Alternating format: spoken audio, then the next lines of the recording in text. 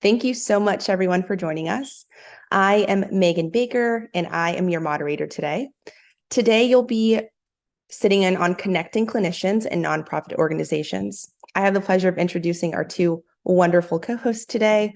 And first and foremost, I'd like to introduce Rachel Rifkin and Johanna Kandel. Johanna is the founder and CEO of National Alliance for Eating Disorders. After overcoming a decade-long struggle of eating disorders, Johanna established the West Palm Beach-based National Alliance for Eating Disorders in 2000. Since then, the Alliance has educated over 290,000 individuals globally. Johanna also offers weekly support groups, mentors those affected, and guides thousands in finding necessary resources and assistance. Thanks for joining us, Johanna. We also have Rachel Rifkin. Rachel is a mental health professional focused on eating disorders in the LGBTQ+ community, with a dual master's from Columbia University in counseling, psychology, and a certification in sexuality, women, and gender studies. She has worked in eating disorders facilities in private practice. Rachel has been involved with the Alliance since 2013 and is currently the Alliance's support group manager. Today, they'll be sharing a presentation with you all. And please feel free to use the chat to ask questions. We would love for this to be interactive in the midst of it, and we'll feel free to answer them as we see them coming up. Thank you so much, Megan. And thank you so much to Within for having Rachel and I be part of this wonderful summit. We are so thrilled to be here and looking forward to having a conversation with all of you about how nonprofit organizations can show up in the construct of your work with, if you're an individual practitioner or if you work within a treatment center. We're just here to help, and we just want to make sure that you all know the services that we provide here at the Alliance and how we can work together to creating a really more beautiful and more meaningful community. So looking forward to getting us started. So again, my name is Johanna. I use she, her pronouns. I'm the CEO and founder of the National Alliance. And I am so thrilled to be spending the next 45 minutes with all of you, as well as my friend and colleague, Rachel. So in today's presentation, which the slides are not moving, there we go. We're going to talk about what the organization is, so what the Alliance is, what the Alliance is, what we do, the services we provide, our impact, and how to connect with our organization. So to get us started, or to level set this conversation, the National Alliance for Eating Disorders, or how individuals know us as the Alliance, we are the leading national nonprofit organization that provides education, referrals, and support for all humans experiencing eating disorders, as well as their loved ones.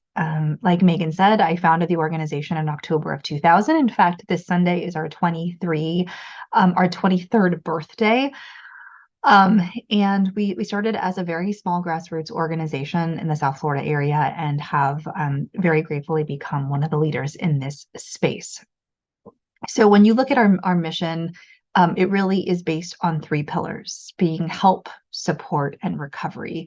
And very honestly, so much of what the organization does, or probably the beginning of what the organization did, was literally based off of a blueprint in which I experienced my own struggle with my eating disorder, and the stories that I've heard from so many other individuals that have walked the journey of experiencing eating disorders, as well as healing, recovering, or living beyond their eating disorder, as well as individuals that are still in the midst of their struggle. So really, these are the specific focus of our organization.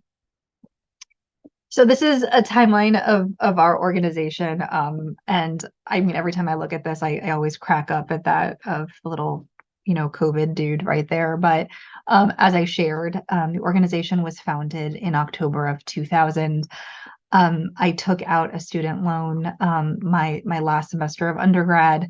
I was getting ready to go to graduate school. And what I really realized was what I wanted more than anything was to speak to that 7th grade version of me who didn't deserve to take up space, or to be seen, or to belong. And so much of what I experienced was not being able to access care. My family didn't have the means to pay for care, and managed care did not do what we would hope and anticipate that managed care would do. Um, so I really had to, find my recovery um, in just little chunks. Actually, I found a lot of my recovery in 12-step meetings for Alcoholics Anonymous.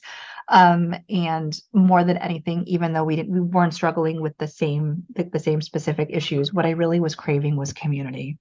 The other piece of that is I was hospitalized on several occasions during my experience with my eating disorder. And the entire time that I had struggled, even when I looked like the archaic stereotype of that, Tracy Gold Lifetime After School movie, no one ever said the word eating disorder. And what makes matters even more significant is our now clinical director, Dr. Joanne Hendelman, was literally on staff at those hospitals, and yet no one ever uttered the words eating disorders. So for me, I was very, very passionate about educating our frontline providers, doctors, nurses, dentists, and so all of that basically culminated into filing papers of incorporation on October 15th, and then on January 2nd. Moving back down to the West Palm Beach area, which is where I was born and raised. I'm like, okay, now I started a nonprofit. What do I do? How do I do this? And so I started having conversations with people who knew me, people that I had known that had struggled as well, and asked questions along the lines of what would have been helpful. What do you feel like you missed? What do you think what do you think you needed more of as a human that's experiencing an eating disorder? And that's really how the organization started. And we started by going into schools and talking about eating disorders, but doing it in a very safe and meaningful way. And then in 2002, we started getting a lot of calls around, we really wish we had a space where we can come and support each other. And so we launched our first Alliance support group. And something that's very important to us is for our support groups to always be very free, always to be free and having the least amount of barriers to care as possible. But even more so is that they are to be clinician led, because as much as I adore the peer-to-peer construct, it's really important to us at the Alliance to have clinical oversight. And something that has been truly amazing, which Rachel will share more about when we talk about our support groups, is almost, I would say, a very large majority of our amazing clinicians that run all of our support groups are actually humans of lived experience. And what's really amazing is how forthcoming they are and so giving they are of their experience. So it really does create that peer-to-peer experience with that clinician oversight.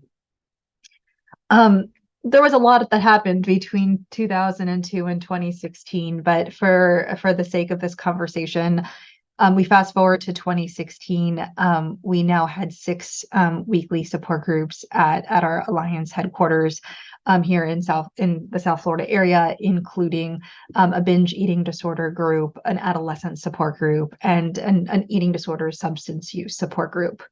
In 2017, we expanded our first support group offsite in the Tampa Bay community. In 2018, we launched groups in Miami, Orlando, New Orleans, and Philadelphia.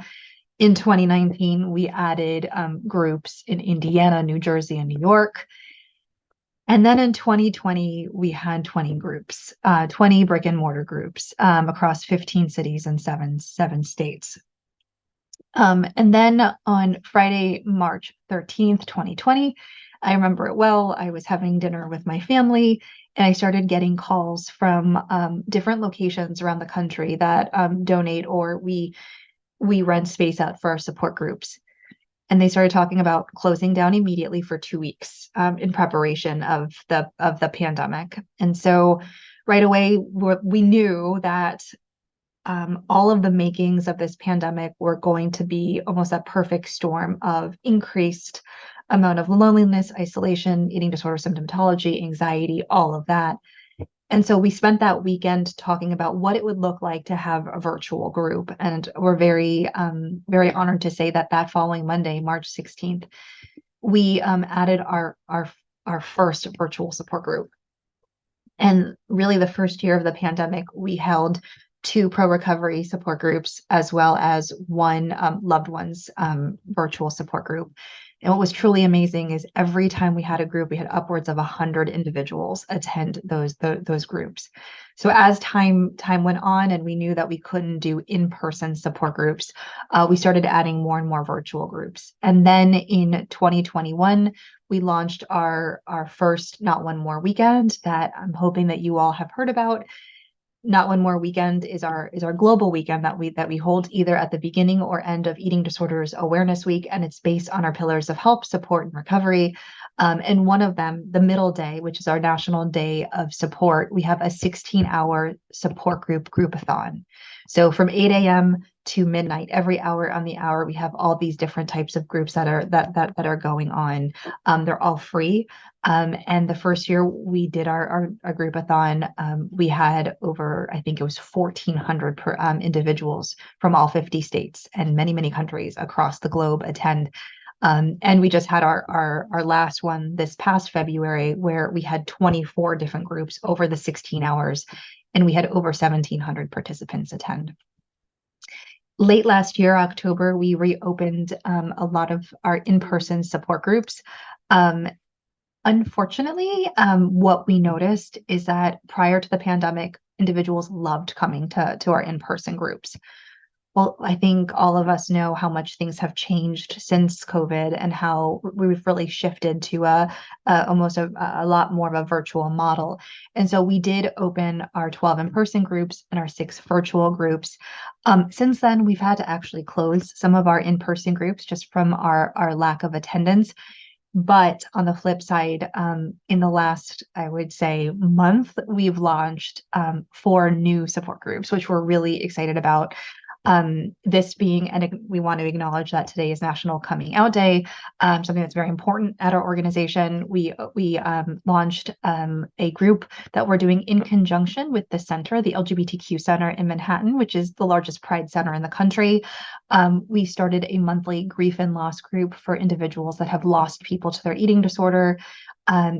During Weight Stigma Awareness Week, that we know that Within was so, such a big part of, alongside with the amazing Shanice Turner. We launched our Larger Bodied Individuals group. And then we are partnering with The Chain, which is a small nonprofit organization that, and offering a monthly support group for the beauty, fashion, and entertainment industry. So that's what I just shared was mostly talking about like our support groups, but really it's referrals, support groups, and education. So we've worked tirelessly since October of 2000 to raise awareness, eliminate secrecy and stigma, promote access to care, and support those that are susceptible to currently experiencing and recovering from eating disorders. And I know that there has historically been a lot of conversation recently about everything that was going on with another eating disorder organization that it seemed like from one minute to the next closed off their referral lines. We've always had a toll-free referral line, and we are thrilled to say that in response to the need, we've actually extended our referral lines. And our goal by the end of the year is for us to be a Monday through Friday, 9 a.m. to 9 p.m. We're currently 9 a.m. to 7 p.m. And by Q2 of next year, we'll be a 7 days a week helpline. Now, just like how it's important for us to have licensed providers that are facilitating our support groups, our helpline is run by licensed and specialized therapists that are specialized in the treatment of eating disorders. We offer referral. Well, actually, we actually offer more than just referrals. I would say maybe a good quarter of our calls are from individuals that are in the pre-contemplation stage of their journey, where they think that they might have something going on. So they're able to have these really meaningful conversations with our clinicians, get really great psychoed, and are really prompt to let them know that they can always call back. We are here, and when they're ready, we will do everything we can to connect them to care. Everyone is given specialized referrals based on appropriate levels of care, whether it's from outpatient providers all the way up to acute medical stabilization. Insurance coverage, we have a tremendous database that can sort by, I think we have over 2,000 different insurance carriers that are listed in the database, as well as Medicare, Medicaid, TRICARE, sliding scale. If individuals are experiencing different co-occurring diagnoses and so much more. And we will talk to them for as long as they need support for. We will never cut a call off until they get what they need. So once they connect with our referral specialist, what happens is that we will put all of this information in an email to them, because we don't want them to have to sit there and write, so they can be really engaged and involved in the conversation. And then we'll follow up about a week later to ensure that they were able to connect to care. In addition to our hotline or helpline referrals, we also have findedhelp.com, and I'm hoping that you all know about Find ED Help. It's the largest inclusive and comprehensive referral database specifically for eating disorders. As you can see from the picture on your screen, it's pretty evergreen, and something that you need to know is that there's no advertisements. It's not pay to play. It is free for providers to be listed. We will never charge for individuals to be listed, and it's free for the individual to experience and to pull information from. One of the things that we're really excited that we're going to be launching in the next, I think, week or two is we're making a lot of updates to Find ED Help to make it even more inclusive and even more user-friendly. If you do have a profile on Find ED Help, you'll be getting an email from us soon. What we are adding on the practitioner side is an opportunity, if you want, it is not mandatory, for you to add information about your own lived experience. One of the things that we hear a lot is individuals are looking for providers that have some shared lived experience. So that will be an opportunity for you to add.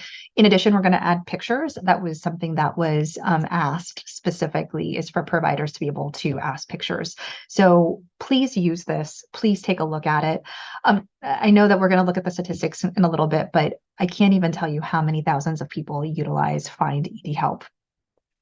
So what does this mean? So in 2022, we provided 242,000 referrals to all levels of care through our therapist staffed helpline, as well as our referral database.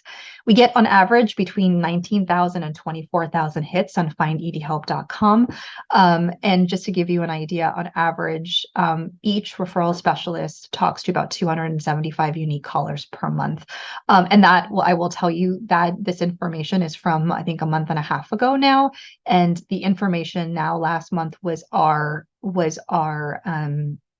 highest month to date.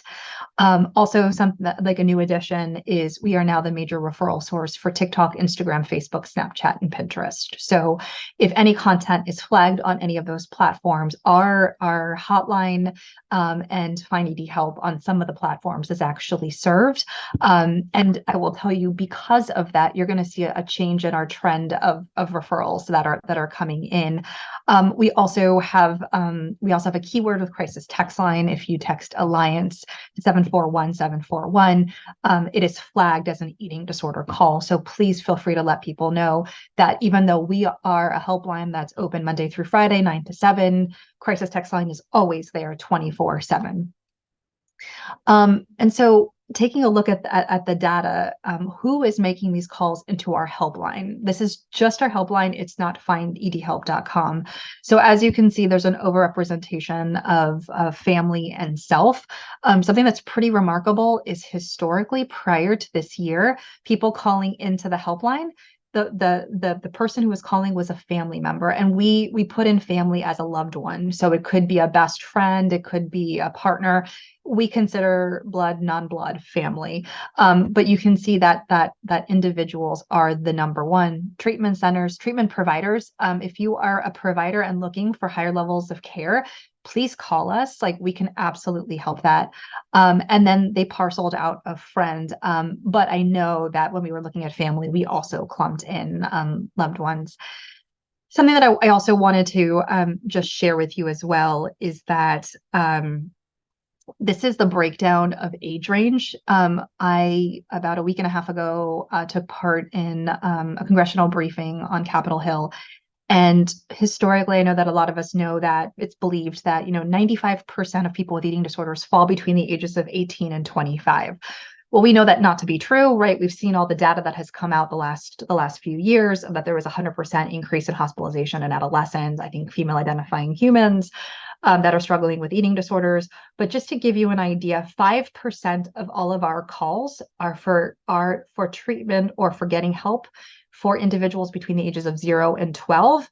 And 26% are for between the ages of 13 and 17. That means 31% of all of our calls are for individuals between the ages of 0 and 17. I also want you to take a look at towards the other side of the spectrum as well, is you can just see the amount of individuals that are calling for help that are 50 plus as well. So again, it really does sort of hone in on that eating disorders really do not discriminate between anyone, but in this context of age.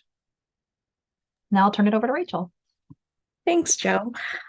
So I wanted to dive into our support part of our mission. That is what I do on a day-to-day basis. I help kind of oversee all of our groups virtually and across the country, train all of our facilitators.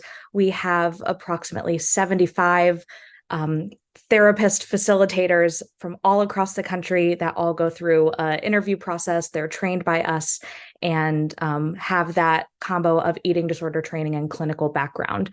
They are what makes our groups go round. As Johanna explained, we now have 18 different groups happening, 9 of them virtual, 9 in person, 7 are weekly virtual, and then 2 of them are monthly. We cannot reiterate this enough. Our groups will always be free. They will always be accessible. We will continue to be creating more and more groups to create and increase that accessibility. And they will always be therapist-led. We have found so much of the value of that space, people entering that space, not necessarily knowing what's going on, what they need, and knowing that they're supported by someone who has that training creates that breath, that relief. It's something we really, really value in our groups. Next slide. Thank you. This is our breakdown of all of our current groups. I've put them in chat as well. These are all direct links, which are also in the chat, that you can click them and go and register. The only thing we require of folks is to be, well, for the individual groups, to be over the age of 18. You fill out a registration form and click some buttons, and then you get a Zoom link. That's all. There's no maximum of how many people can go to our groups. It is ongoing. It is as accessible as we can make it, to be honest. So, and we're continuing to try to create more and more different types of groups to help connect different communities and identities to have their own spaces. These are a list of our current in-person groups. They have, as Johanna mentioned, they have shifted a lot since the pandemic. These are all the ones happening now and going strong. So that's kind of all we got there. Not much more to add. But what I do want to highlight is we get a lot of questions about why we do groups the way we do. We have we have specific rules and guidelines that we have in our groups to create safety, as safe as possible as we can in terms of our conversations, because we know how easy it is for eating disorders to feed off of each other and go down that kind of negative comparison trap.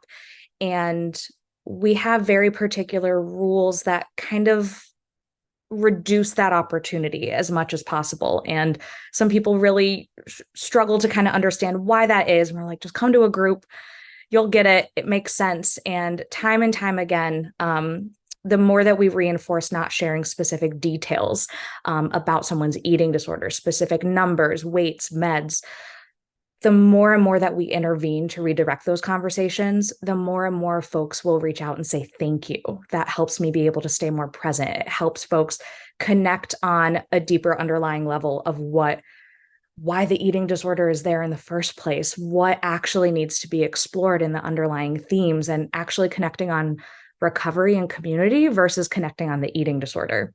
And we were so lucky. One of our facilitators and former Alliance team members, Matthew Murray, was able to conduct some incredible research. This is pre-publication, I gotta say. He told me to say that, about our groups, why they work, their impact. And we found overwhelming results that they work in terms of improved eating disorder symptoms, improved level of internalized stigma, and improved social support and autonomy. Those were like the big themes that we saw across the board in terms of surveys that we had folks that could only complete surveys once in terms of our groups, what worked, what they liked about it, all the things. And these numbers are pretty significant. And it was a pretty large database. A third of group members reported reduced eating disorder symptoms. Like that in itself is incredible. 2/3 improved level of that stigma, and half of them improved sense of social support and autonomy. And all of that goes really hand in hand with all of you listening as a clinician, as a provider, because of how this plays off with the willingness, the motivation, and the recovery treatment process, how this goes so hand in hand with the treatment work that y'all are doing. So that is something we really love to highlight and really helps us reiterate like what we're doing is working. So to the next, want to dive into our third piece of our mission, education. What Johanna was explaining when she started the Alliance to begin with, and she's talked so much about going, boots on the ground into spaces to providers, giving that education. We think it is so important to continue providing that everywhere we can in a way that's accessible. We know eating disorder specific trainings and education are not always accessible. And we know definitely that eating disorders are not talked about in a lot of these professional level trainings. I know in my own grad school training, right, it wasn't there. So one of our biggest modalities of increasing that access to education is we now have, I believe 8 right now per year. We have national education training days where we offer up to like 6 CEs if you attend the whole day. And it's a really incredible day of low cost and amazing eating disorder specific training. So I will share that link in a moment, but you can register and attend that. And we make it so it is an accessible and affordable training. In addition to that, we do a lot of community outreach and trainings, a lot of advocacy work. We go into schools, we give presentations, we speak to doctors, dentists.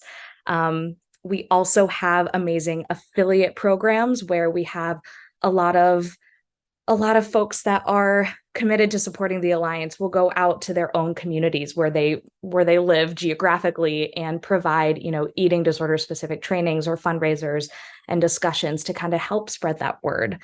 So it's very much a community effort. We cannot do this alone. So we rely so much on the people in our circle, our facilitators, our, clinicians like y'all to kind of help continue connecting folks with us so we can help do a lot of these like difficult conversations that we know clients end up getting stuck doing themselves when they're at the doctor's office and they have to explain why they don't want to be weighed, right? We can be part of that support by giving these presentations and training. So maybe that happens to one less person.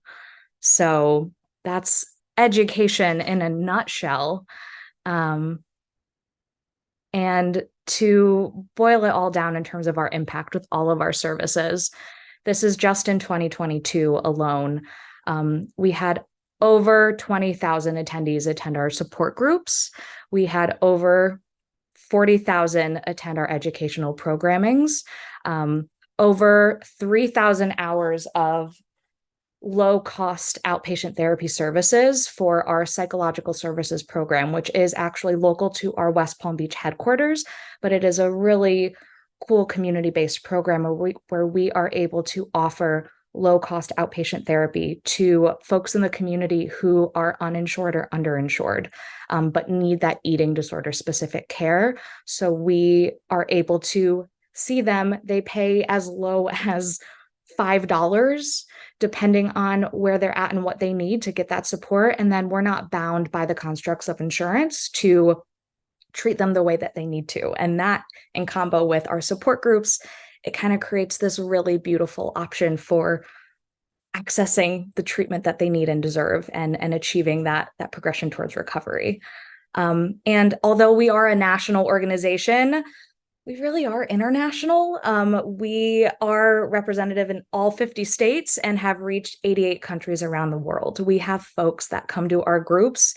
It is 3 a.m. their time from somewhere else on the other side of the world, just so they can be connected to their people and get support. So it's pretty amazing. And I think this slide says it all. I feel like I just need to put this up here and we don't even need to be talking, but these are just a few of some quotes, testimonials we've gotten from folks who have attended our groups, received support from us through various services. It really is life-changing for group members or for folks who reach out, and not just in terms of like, thank you Alliance, but more of like, because of this just being a space for them to get connected and realize they're not alone. They're not the only one who's dealing with what they're going through. They see someone else that also looks like them and is experiencing an eating disorder. They then develop that hope to reach out for more care, to then go to treatment, to disclose information with folks that they trust about what's going on, just destigmatizing this process so it doesn't feel so isolating. And that is something that these groups kind of especially foster, that energy to encourage each other to do that. It's never us like telling people, hey, here's your treatment plan, here's what we recommend, here's what you got to do. We just kind of have this space, and it's all these community members who show up and make it possible. But it just shows the power of that community and not feeling alone, and how that helps with clients who end up working with you. Being able to have that full circle is really, really powerful. And then to bring it back to you all as clinicians and providers, and really just, working with nonprofits in general, but, we're going to be biased and speak about the Alliance. How does this really impact you as a clinician? What does this mean with, right, you're working maybe full-time in a treatment center? What does that look like? Or you're in private practice? A lot of the work that we do at the Alliance can help you actually do your job that you want to be doing, and focusing on showing up for your client, giving the best therapy you can, running the best groups that you can, showing up at your fullest capacity, because we're able to take a lot of that extra workload that I know a lot of providers have to do on the outside to advocate for their clients, to look up information about insurance, to reach out to a bunch of different providers if there's a change in level of care. Those are all things that we can help kind of be that extra step so it doesn't have to fall on you. And then it's also a piece of information for you to always give your client. You're never going to leave your client with no resources, because we are always going to be a resource, and we are always going to continue to check in with someone who reaches out. If they don't get connected to care, they reach back out. We look again. We talk them through it. We figure out next options. So from a work standpoint, helps reduce that like extra workload that I know is very hard to balance. Especially working in maybe higher levels of care. It's so hard to hold all of that. It's nice to be like, great, this is an Alliance thing. I'm going to like email them or call them and say, I need this and this and this for my client. Here's their insurance, SOS. From that client support, as I said, we're a guaranteed resource. It's never going to feel like if you have to discharge a client or they're stepping down in care, that they're stepping down to nothing. It might feel that way. And that's also where we can be that cushion that they fall onto of like, I'm scared. I don't know what to do with less support. We're there, right? Built-in groups to help with that transition. We have so many folks that come to our groups, and they come to more of them when there is that transition up or down in care level. We also are able to navigate sometimes different loops and barriers with access to care in terms of insurance. There's our referral specialists are wizards, I'm convinced, with like figuring out different loopholes and navigating how to word things and frame things and talk clients through who reach out with like, they're getting stuck. They're like, oh, I have I have Medicaid and no one's in network, I can't find anyone. They're able to at least support your client through the challenge of like, how do you keep going too? We're not just a here's referrals, good luck. We're there to keep them going, so they don't give up.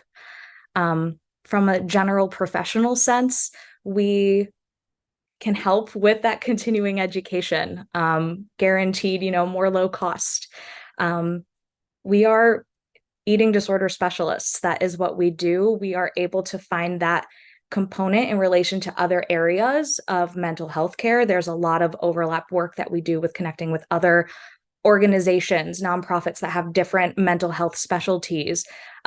We do a lot of collaboration, and that can always be something that we can connect folks with. I'm looking for eating disorders and OCD.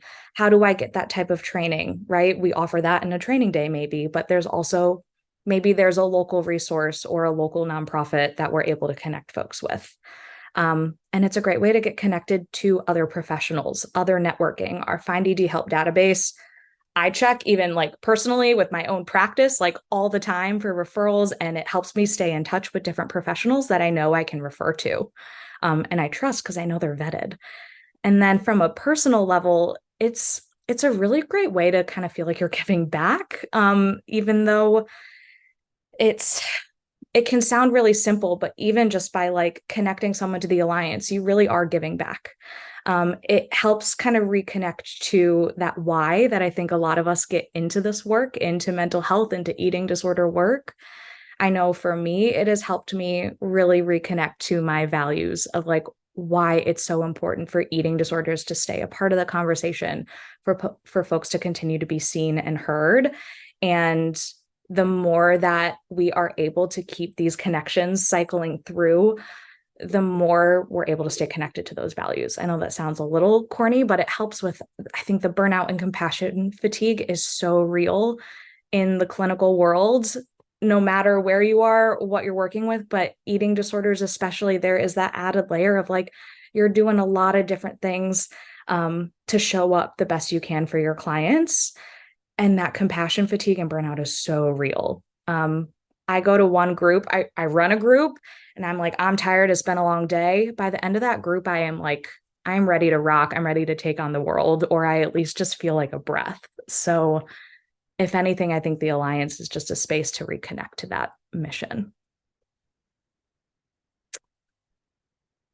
And speaking of mission, our client support, this is a really cool piece because we're not just a referral source. We're not just a resource to connect your clients to and kind of be done. It is very fluid in how we can continue to be like a touch point for you and your clients. We have folks that come to our groups. They don't think they have an eating disorder, but their therapist maybe told them to go to group. They're resistant. They don't know. Maybe you as the therapist have told them a gajillion times something in therapy. They come to group enough. They then come to you and tell you some really great insight someone told them in group that you're like, I've been telling them that like time and time again.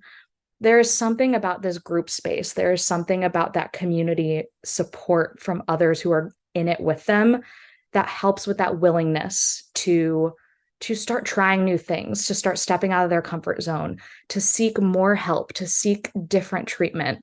And that goes for families and supporters as well. Our friends and family and loved ones groups are a really great space for clients to feel like, I don't know how to deal with my family. That's a great place for them to send their loved ones, right? They get to learn the language without the client taking on that pressure.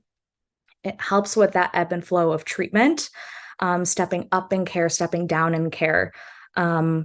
It helps with meeting therapeutic goals and needs. There are themes that come up in these groups that I've had clients that they are jotting down all the notes, and then they'll come to session and be like, oh, we got a lot to talk about. Here's all the things that entered my brain from group last night.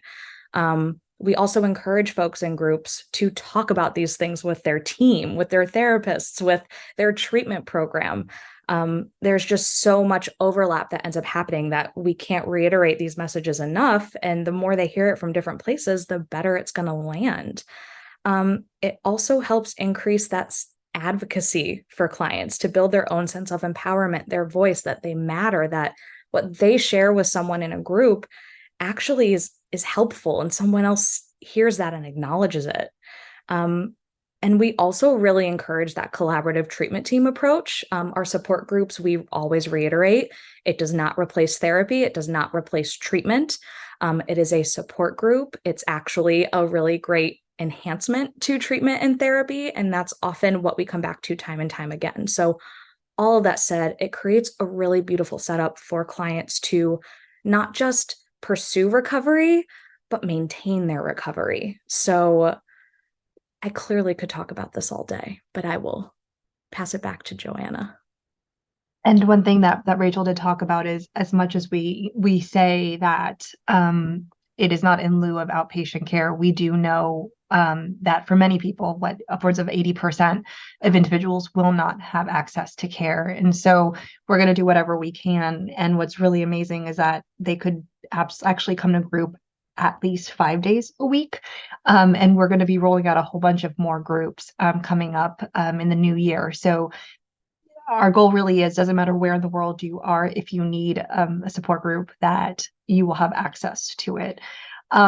So just ways of collaboration, because our name is the Alliance, because we are better together. I can't say enough about the other amazing organizations that are in the field that we are so grateful to work alongside, like Project Heal, Body Reborn, ANID, Be Real, our amazing affiliate, Fed Up Collective, and so many other amazing organizations that are out there that we're able to refer between, because it's going to take all of us together to help, the 30+ million Americans that are experiencing eating disorders. So, this really honing down, and I know that we're starting to get out of time, but being able to, as an organization, reach local, national, and global efforts, and to really, when we look at our North Star, is this realization that we don't want individuals to struggle alone, that we are better together, and that when I know that personally, and I know how much privilege I hold, when someone was able, like, what I wanted more than anything was to be in a space, I didn't know that virtual was a thing at that time, but just a space where someone would just say, me too, or I understand. And that's why I'm so grateful for our helpline, for our support groups, for our education, for our psych services, because individuals are not alone on this journey, as well as their loved ones, because we know that eating disorders do not happen in silos.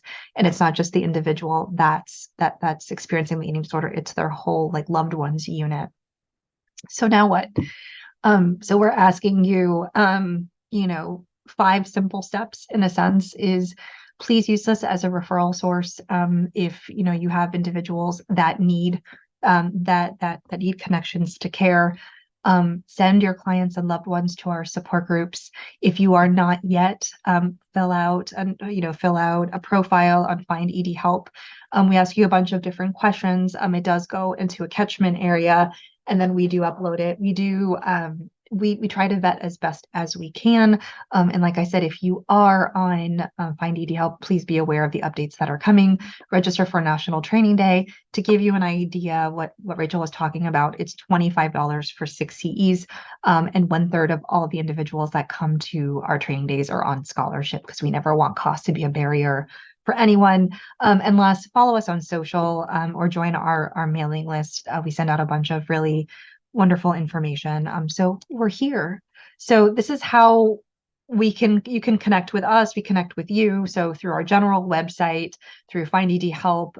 If you want to just send an inquiry to our referrals team, referrals@allianceforeatingdisorders.com, a list of all of our support groups. And if you're interested in anything that's related to education, here is where we are. So I know we are right at time, but if Megan, if you're okay with it, if we could just go for 1 or 2 more minutes in case there's any questions whatsoever, we want to be able to address them.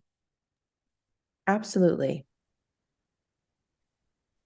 I will open the floor if anyone has any questions.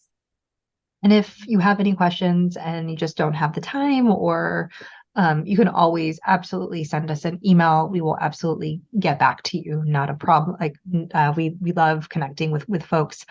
And yeah, we're here if you need anything.